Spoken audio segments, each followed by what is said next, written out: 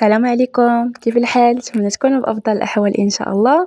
وانتم كتشوفوا هاد لا فيديو ديال اليوم ان شاء الله غنحضر معكم طاجين دايز الكلام، طاجين اللحم والبرقوق المهم والاضافات اللي غادي نضيف ليه ايضا. نتمنى يا ربي ينال الاعجاب ديالكم ونشارككم جميع الاسرار باش يجيكم الطاجين معلك وبنين. وقبل ما نبداو كيف العاده كنتمنى منكم اشتركوا في القناة وضغطوا على زر الجرس باش توصلوا بجديد الوصفات. والآن خليكم مع المقادير وطريقة التحضير وفرجة ممتعة. وعلى بركة الله غادي نبداو. هنا عندي اللحم ديال الغنمي، المهم هنا عندي كيلو ديال الغنمي، المهم ماشي كيلو شي حاجة ديال الغنمي.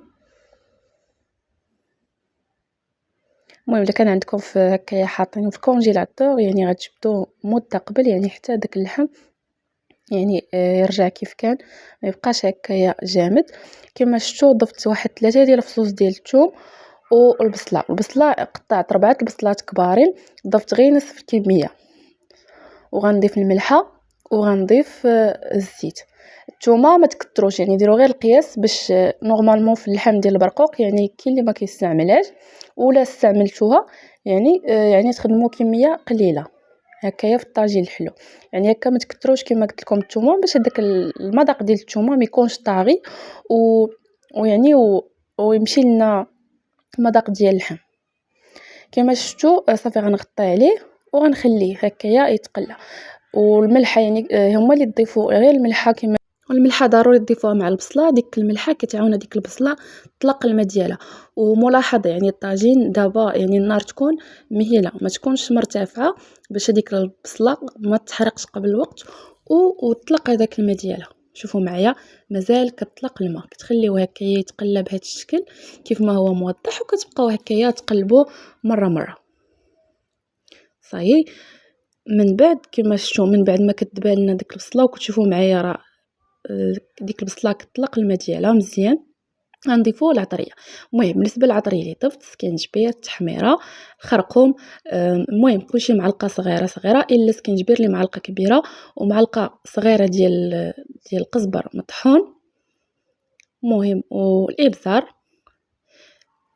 المهم هادشي اللي كنضيف في العطريه، ما كنديرش طامه المنه ديال الزعفران. وهنا والقليل ايضا واحد شويه ديال العطريه ديال اللحم، غير القليل فقط، معلقه صغيره ما عمرهاش. انا من بعد كما كتشوفوا ضفت غير 2 معالق فقط حيت ضفت العطريه.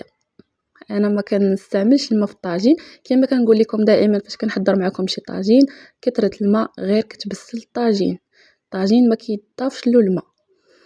كما شفتوا ضفت نصف الكميه اللي بقات ليا ديال البصله. المهم كما قلت لكم راه 2 بصلات كبارين ماشي صغار. هذيك البصله هي اللي كيطيب فيها ديك اللحم ومازال كتطلق الماء ديالها وهكايا وكيطيب على راحته، وكيجي داك اللحم كيجي كيطيب معلك وبنين. كتبقاو تضيفوا في الماء صراحه لا علاقه وغير كيبسل الطاجين. يعني كنصيحه اعتمدوها يعني غير هكايا تكون النار تكون مهيله على حدها باش هذيك البصله تطلق الماء على راحتها. هنا عندي البرقوق، المهم الكميه اختياريه، وعندي كميه ايضا من المشماش يعني تقدروا تكتفيوا غير بالبرقوق. المهم كان عندي المشماش خدمت به. هنا المشماش ضفت له واحد شويه ديال الماء صافي، وغادي نردو هكايا يتسلق مع شويه الماء والملح فقط، ويتسلق بالزربه كيتسلق ما كيديش وقت حتى يتسلق. وغادي يعني تقريبا واحد 20 دقيقه كيكون واجد المشماش. بالنسبه للبرقوق واحد شويه كيطول حتى يتسلق وهكا ويطيب. عاد غادي نضيفوا ليه باقي المكونات. هنا عندي اللوز كبيت له هكايا كما شفتوا الماء طايب مغليان وخليته هكايا هكا باش نحيد له هذيك القشره كما هو موضح. اما تغليوه هكا واحد دقيقه في الماء ولا تضيفوا عليه غير الماء هكا غليان لكم الاختيار. صافي غنخليوه على جنب حتى ينشف وغادي نقليوه على زيت بارده. هنا المشماش عندي تقريبا واحد 10 دقائق راه كيكون واجد، حتى الماء ما تكثروش ليه هكا باش غنعسلو. غنضيف ليه واحد المعلقه ونص ديال السكر، المهم راه زدت نص معلقه.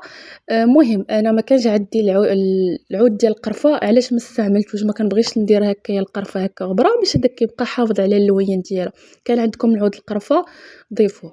كما شفتوا ضفت واحد المعلقه ونص ديال الماء زهر ما عندكمش الماء زهر استعملوا ساشي وواحد المعلقه صغيره ديال الزبده. صافي غنحطوه على نار مهيله ونخليوه يتعسل على راحته. كما قلت لكم ما عندكمش ماء زهر استعملوا هكايا ساشي وحده ديال دامت ديال زهره البرتقال، عفوا قلت لكم دامت. هنايا من بعد ما كما كتشوفوا هنايا طاب لي داك البرقوق مزيان. دابا غنمروا باش نعسلوه. ضفت له المهم 3 المعالق كبار ديال السكر، ودائما السكر كيبقى على حسب الاختيار وكيبقى على حساب الذوق وكيبقى على حسب الكميه. هنا ضفت معلقه كبيره ديال القرفه، المهم راه معلقه كبيره صاي، وغادي نحطو فوق هكا فوق النار على نار اللي هي تكون متوسطه حتى يتعسل مزيان. هنا شوفوا معايا الطاجين، المهم انا غادي نرجعو كنضيف ليه واحد المعلقه كبيره ديال العسل. هنا من بعد ما كيتدخل لي اللحم في الطياب كيطيب كنضيف واحد المعلقه صغير هكايا كبير عفوا ديال العسل. المهم استعملوا شي عسل اللي يكون نوعيه جيده. هاد العسل كيعطيه اللوين، كيزيد هكا يعطي اللوين للحم كما قلت لكم. وبطبيعه الحال لوغو.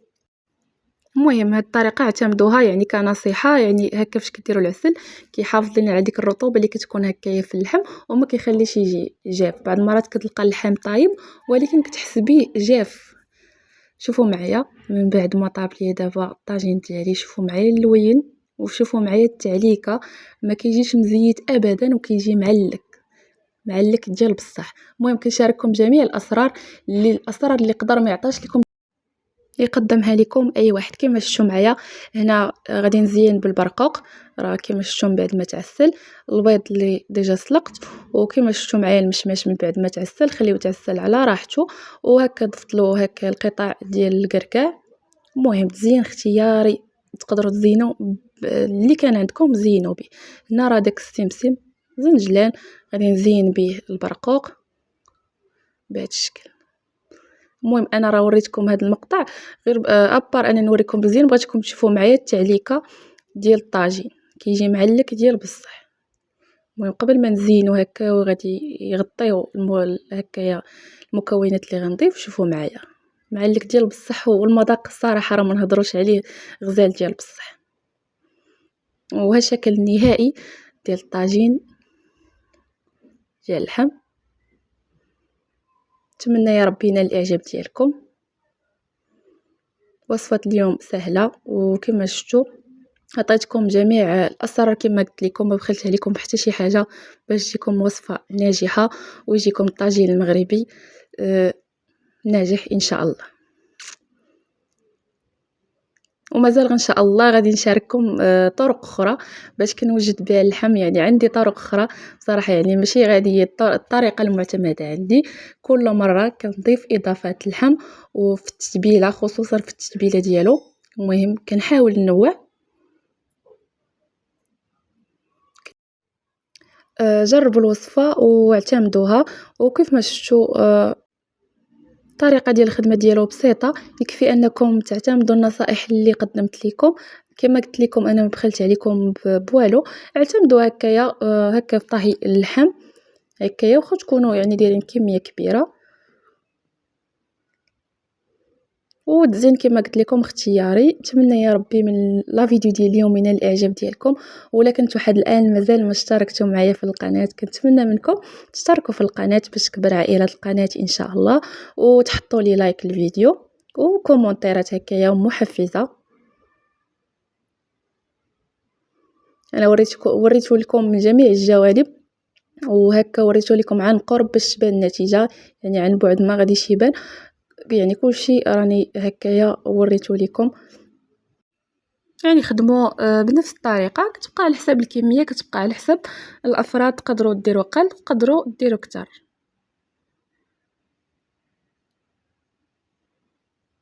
نتمنى يا ربي ينال الاعجاب ديالكم وتجربوا الوصفه. واللي عنده اي استفسار يكفي انكم تكتبوا لي في التعليق. بالنسبه للمقادير غادي نكتبهم لكم هكايا في الاول.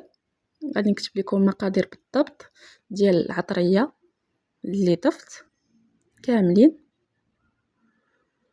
يعني الا خدمتو كميه كبيره يعني كتزيدوا غير الكميه ديال العطريه فقط.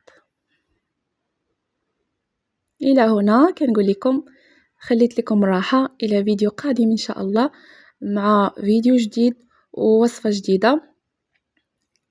واللي ما مشتركش في القناة كنتمنى منكم تشتركوا في القناة باش تكبر العائلة إن شاء الله. ومرحبا بالناس الجدد اللي التحقوا معايا مؤخرا، وشكرا للناس اللي كانوا معايا مدة هذه، وشكرا للناس اللي كيساندوني. شكرا لكم واحد واحد. شوفوا معايا اللحم كيف كيجي فتي، شوفوا معايا وريته لكم عن قرب. نتمنى يا ربي يعجبكم لا فيديو. مع السلامة، في امان الله، خليت لكم الراحة.